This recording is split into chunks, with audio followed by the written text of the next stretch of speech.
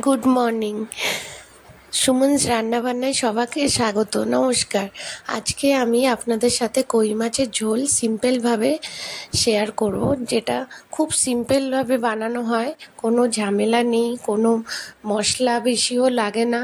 আর এটার পাতলা ঝোল না গরম ভাতে খেতে খুব ভালো লাগে। আমি গাঁঠি কচু দিয়ে বানাবো, তো ঘরে বানানো জিরের গুঁড়ো, এবার ওই জিরের গুঁড়োর মধ্যে একটু হলুদের গুঁড়ো, নুন দিয়ে জলে একটু গুলিয়ে রাখলাম। এবার তেল গরম করে রেখেছিলাম আগের থেকে, তো ওর মধ্যে ওই মশলাটা দিয়ে দিলাম। মশলাটা দিয়ে দেওয়ার পর মশলাটা একটু হালকা কষাবো। ওর মধ্যে একটু কাঁচা লঙ্কা বাটা দিলাম, যেমন কাঁচা সবুজ লঙ্কা আর লাল পাকা লঙ্কা, ওটা দুটো আমি একসাথে থেতো করে দিয়েছিলাম, তো ওটাই খুব টেস্ট হয়। এবার গাঁঠি কচুগুলো আমি একটু জলে সেদ্ধ করে হালকা ভাপিয়ে নিয়ে, পুরোটাও সেদ্ধ হয়নি, ওটাকে এবার ওই তেলের মধ্যে দিয়ে দেব। দেওয়ার পর এবার ওটাকে ভালো করে একটু ওই মশলার সাথে কষাবো। কষিয়ে এবার জল দিয়ে দেব।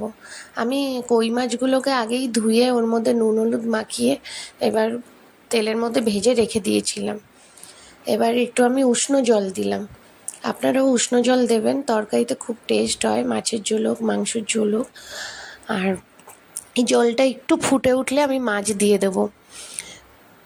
এমনি পাতলা ঝোল কাদের খেতে ভালো লাগে আপনারা অবশ্যই কমেন্টে জানাবেন। এবার এটাকে আমি মাছগুলোকে ঝোলের মধ্যে একটু দিয়ে একটু ফুটিয়ে নেব। ওর মধ্যে গাঁঠি কচুটাও সেদ্ধ হয়ে যাবে আর ঝোলটাও একটু মাখা মাখা টাইপের ঝোল হবে, পাতলা ঝোল। দেখেন কত সুন্দর লাগছে, খেতেও খুব ভালো হয়েছিল। আপনারাও ট্রাই করবেন আর বলবেন কেমন হয়েছে। নমস্কার, সবাই পাশে থাকবেন।